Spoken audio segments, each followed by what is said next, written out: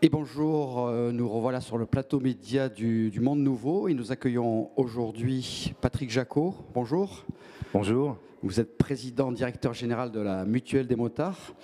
Et première question, on est enchanté de vous retrouver ici, mais on peut s'étonner que vient faire la Mutuelle des motards ici au Forum du Monde Nouveau. Je crois qu'on a toute notre place, au contraire, parce que le deux roues est une vraie alternative pour les déplacements, pour la fluidité du trafic, et aussi, qui dit fluidité dit moins de temps de déplacement, donc moins de pollution quand il s'agit des moteurs thermiques. Mais également, on s'intéresse aux nouvelles énergies et l'électrique notamment. Et donc, il y a de nouveaux engins de plus en plus. Il n'y a pas que des vélos à assistance électrique, des trottinettes, mais il y a aussi maintenant quelques motos à énergie électrique. Donc, ça fait partie des choses qui nous intéressent. On va y revenir. Et je sais déjà qu'il y avait un partenariat. Vous étiez sur l'Esplanade hier pour des ateliers. Expliquez-nous un peu ce qui s'est passé.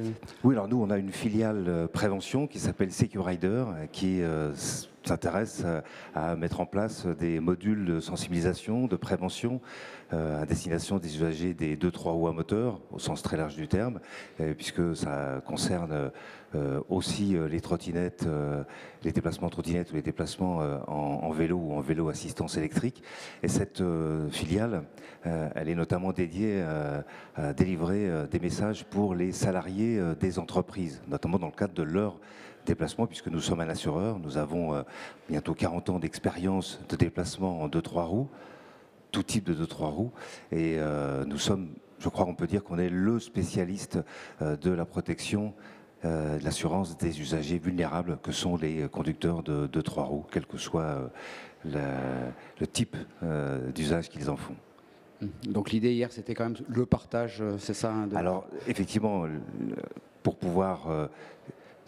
quand il y a plus, on le voit bien, aujourd'hui, avec la densification du trafic, etc., les nouveaux moyens de transport, les engins de déplacement personnel motorisés, que sont les trottinettes, les vélos assistance électrique, les vélos, les deux roues, les scooters, les motos, les voitures, etc. Donc dans l'espace routier, on voit qu'il y a parfois quelques frottements, quelques conflits, entre guillemets, et que donc rien de tel que de mettre en situation un automobiliste ou un piéton sur un vélo, sur une trottinette, sur un deux roues, pour qu'ils comprennent quelle est la vision de l'autre usager, celui avec lequel il partage l'espace. Et puis aussi, c'est une bonne manière de faire passer des messages en termes de comportement apaisé, pour un partage de la route apaisé. C'est ce que nous, on promeut à travers SecurRider et à travers nos interventions sur le terrain, parce que ça s'adresse à tout le monde, c'est-à-dire de 7 à 77 ans. On peut participer à ces ateliers, à ces initiations et à ces ateliers de prévention.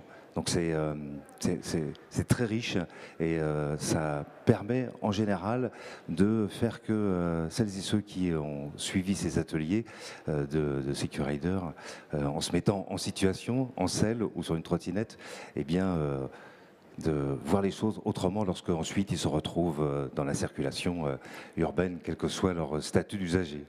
C'est un sujet d'actualité vu le développement de tous ces nouveaux moyens de transport. Pour les plus jeunes, je crois que vous avez aussi une sensibilisation à travers un jeu, c'est ça? Oui, alors on a, avec d'ailleurs une entreprise, là on a fait aussi dans la proximité de notre circulaire, si je puis dire, puisqu'on s'est appuyé sur BioViva, qui est une entreprise qui est spécialisée dans les jeux, et notamment les jeux à destination de toutes les générations. Là encore une fois, en développant ce jeu spécifique qui est utilisé par SecurRider, eh bien on s'adresse à la fois aux plus jeunes, mais aussi aux moins jeunes.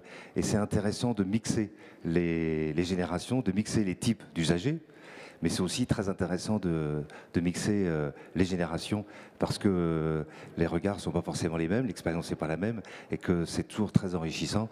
Donc, et le jeu, quand on est dans le jeu, pour celles et ceux qui ne veulent pas aller sur un deux roues ou sur une trottinette, c'est une manière aussi de se mettre en situation et d'être acteur. Et donc de participer et d'échanger avec d'autres, parce que c'est toujours comme ça que les choses elles peuvent avancer, c'est à travers les interactions. En deux mots, on joue comment? Alors c'est un jeu de plateau, C'est ça, c'est un jeu de plateau. C'est un jeu de plateau péquindé. Et puis il y a des personnages qu'il faut équiper. Il faut répondre à des questions et ce qui permet aussi d'équiper les personnages. Et c'est un jeu qui est accessible à tous et qui est très facile. Et on se pique très vite au jeu. On l'a vu là pendant ces 3 jours du Monde Nouveau, mais on l'a vu aussi lorsqu'on fait des ateliers en entreprise ou avec des publics un peu plus spécifiques. Mais en général, avec le grand public, ça marche toujours. Et soit les adultes entraînent les enfants, soit ce sont les plus jeunes qui entraînent les adultes. Et les challenges qui s'instaurent sont toujours très enrichissants. Alors quand on se trompe, ben, on se trompe, mais pour apprendre. Et c'est toujours, on apprend, on en ressort toujours avec une expérience et de la compréhension. Et c'est ce qui est recherché à travers ce jeu, parce qu'on ne peut pas toujours installer des pistes d'initiation ou de sensibilisation. Oui. On pourra inviter donc ceux qui nous regardent à se procurer le jeu pour le tester d'eux-mêmes. La Mutuelle des Motards, c'est 270 000 sociétaires, plus de presque 40 ans d'existence. Oui, on fêtera nos 40 ans en 2023. Il y a un siège social tout neuf. Parlez-nous-en un peu, puisqu'il y a aussi eu une réflexion quand vous vous êtes installé en périphérie de Montpellier, du côté de Pérols. C'est ça, oui, on tenait à rester sur la métropole pelliéraine et l'objectif c'était de réunir tous les salariés dans un seul et même bâtiment. Et tant qu'à faire, l'idée c'était de cocher toutes les cases et si possible celles concernant des progrès en matière environnementale. Et c'est un bâtiment qui est HQE, donc haute qualité environnementale. Et il est situé proche de tous les moyens de transport, donc on est proche de l'autoroute, proche de la route, du tram, des pistes cyclables. Et donc ce qui nous permet, à nous, en tant qu'entreprise, vis-à-vis des salariés, de développer une politique très active de sensibilisation, d'incitation au multimodal, de soit faire l'autopartage pour celles et ceux qui habitent le plus loin du siège, parce que tout le monde n'habite pas dans une périphérie proche, puisqu'on sait qu'on a sur un territoire qui est quand même éclaté, où les gens peuvent être dans des villages, et c'est aussi ce qui fait la dynamisation de notre territoire, donc c'est important. Donc ils peuvent utiliser leur voiture, soit en autopartage, soit pas en covoiturage, hein, pas autopartage, mais covoiturage, c'est le terme approprié, je crois. Mais également du multimodal, c'est-à-dire se garer proche d'une station de tram, prendre le tram et puis venir à pied. Il y aura 5 minutes pour venir à pied ou utiliser leurs deux roues, mais également leurs deux roues sans moteur, donc les vélos ou les vélos assistance électrique. Enfin bref, on a équipé le siège de tout ce qu'il faut pour pouvoir accueillir et favoriser cette multimodalité et ce qui est plutôt un engagement fort en matière d'environnement, de l'aspect environnement, d'inciter les salariés. Alors ça rentre dans notre politique des ressources humaines, politique environnementale, dans le cadre de la politique RSE. Bien évidemment. Donc on est très très très engagé sur le sujet. On initie nos salariés également à utiliser les trottinettes, les vélos pour ceux qui sont un peu résistants, qui sont réticents, qui ne sont pas forcément aguerris. Ça marche. Et ça marche plutôt bien. Oui, ça marche plutôt bien, d'autant que voilà, nous sommes quand même la Mutuelle des Motards. On assure des usagers qui sont en deux roues.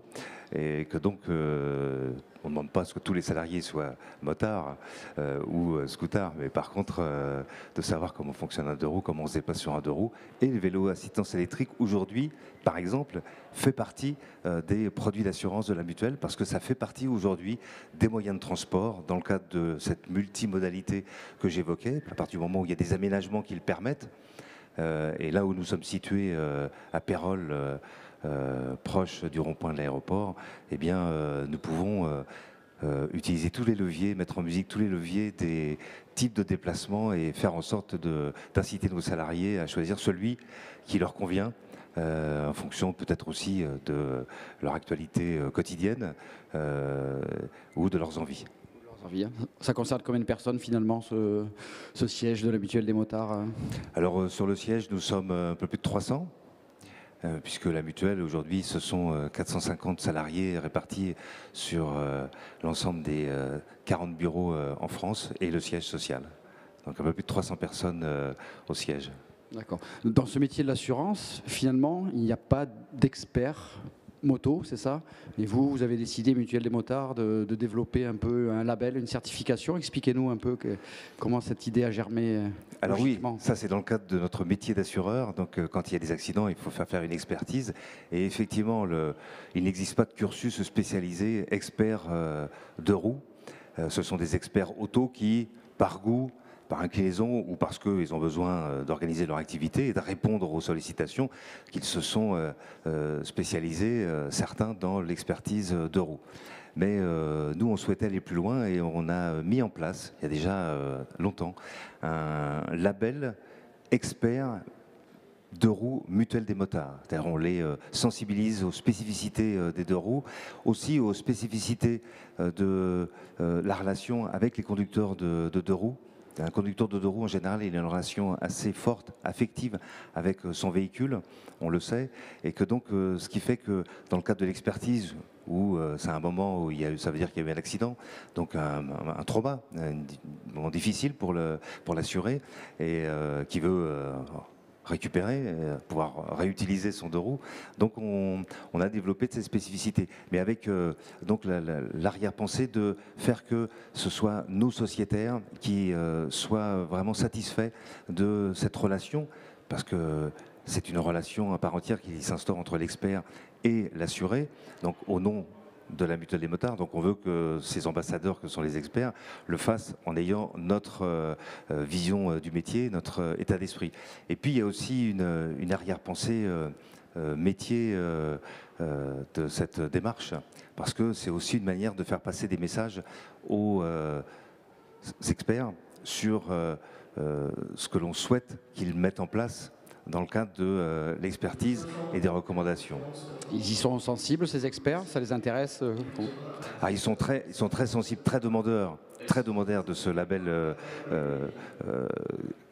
expert de roue Mutuelle des motards. Et d'ailleurs, comme ils ne sont pas que exclusifs pour la Mutuelle des motards, en général, ce label, ils en font la promotion auprès des autres assureurs pour dire qu'ils savent ce que c'est qu'un deux roues, et ils ont une spécificité qui est estampillée par la Mutuelle des motards.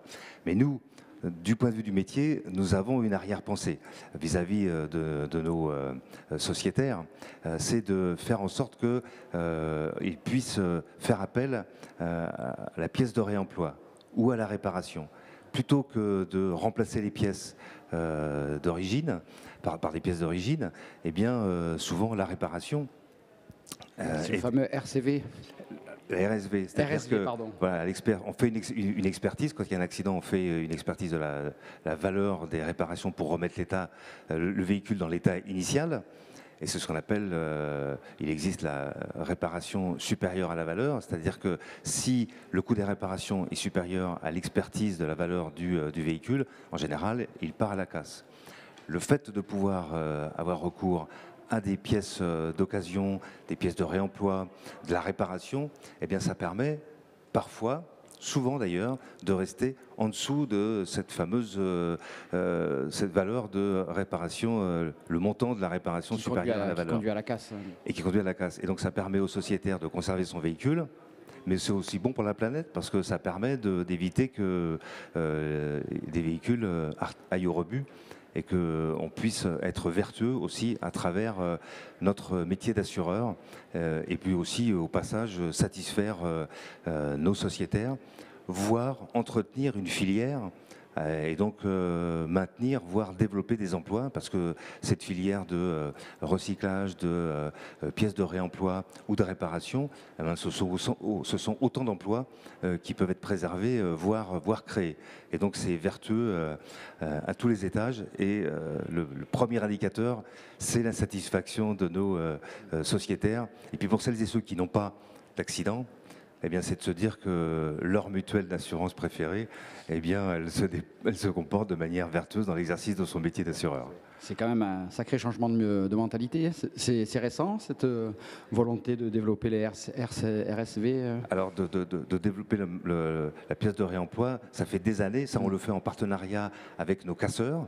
les sociétés qui récupèrent les motos accidentées, les 2-3 roues à moteur accidenté. On le fait depuis longtemps avec eux. Et là, on est en train de bâtir un projet pour aller plus loin, pour faire en sorte que ça puisse être un service apporté aux sociétaires de la Mutuelle des motards en particulier, pour celles et ceux qui réparent eux-mêmes leur machine, ou bien qui veulent réparer la machine de leur grand-père ou de leur père, ou une machine d'occasion qu'ils ont envie de retaper avec leurs copains ou avec leurs enfants, parce qu'on en a beaucoup, ça se fait en famille. Eh bien, c'est leur mettre à disposition aussi des pièces qui sont des pièces meilleur marché que des pièces neuves, quand il s'agit de motos d'occasion. Et on sait que c'est une tendance de fond depuis des années. On a vu... Un peu vintage. Voilà, la mode vintage. On a vu des modèles neufs qui sortent vintage, mais il y a aussi le fait de retaper les motos qu'on a eues quand on était éventuellement plus jeune, ou des motos qui ont eu un certain succès à une époque, avec des pièces nouvelles, mais aussi avec des pièces qui sont des pièces qui peuvent être des pièces de réemploi, qui font partie de ce grand cycle de l'utilisation et le recyclage des motos accidentées. Donc le mettre à disposition des sociétaires, pas simplement dans le cadre de l'accident, mais aussi dans le cadre d'activités, d'ateliers mécaniques. Parce que de customisation. La customisation, effectivement, c'est une mode depuis quelques années. On a même d'ailleurs été amené à sortir un produit d'assurance qui s'appelle Ma Perso, qui est dédié à toutes les motos qui sont des motos customisées, transformées.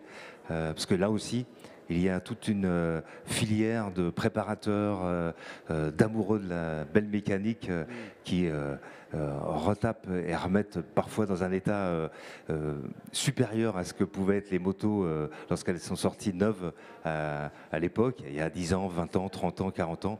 Elles sont avec des matériaux nouveaux, mais aussi avec beaucoup de pièces de réemploi d'époque. Eh bien, ça permet de pouvoir aider ces passionnés à réparer et à préparer ce qui est l'objet de leur passion.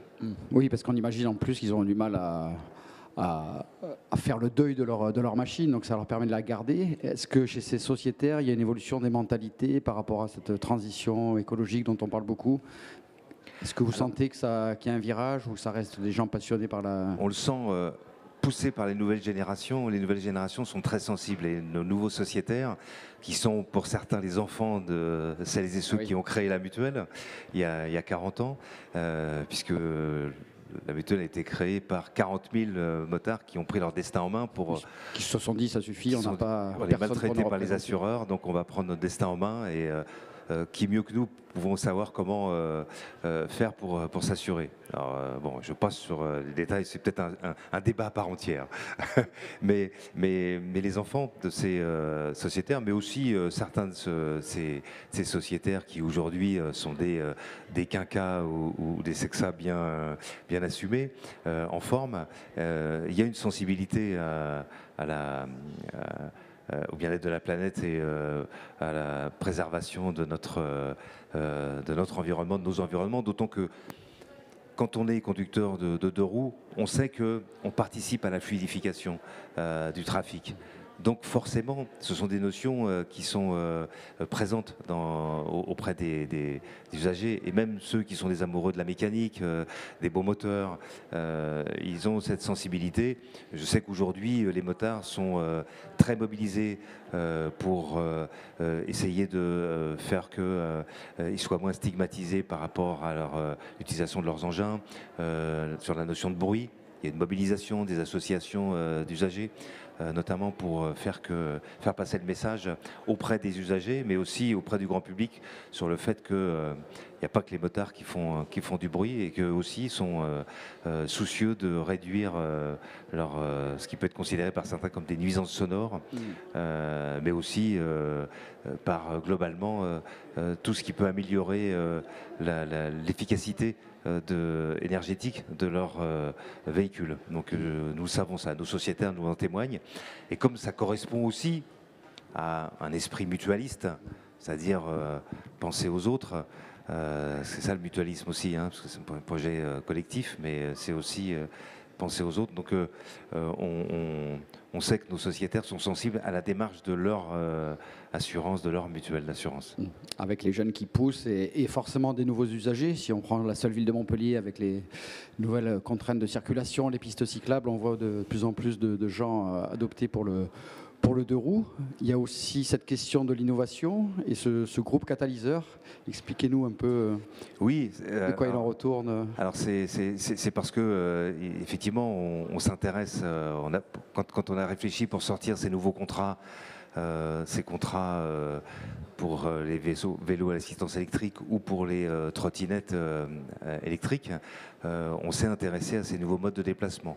Et on s'est intéressé aussi à la moto électrique, alors qui est embryonnaire aujourd'hui, mais voilà, il y a des choses qui se passent. Donc globalement, on s'est dit qu'il faut qu'on se mette en veille sur tout ce qui se passe, parce qu'aujourd'hui, trouver des scooters électriques en ville, il y en a beaucoup.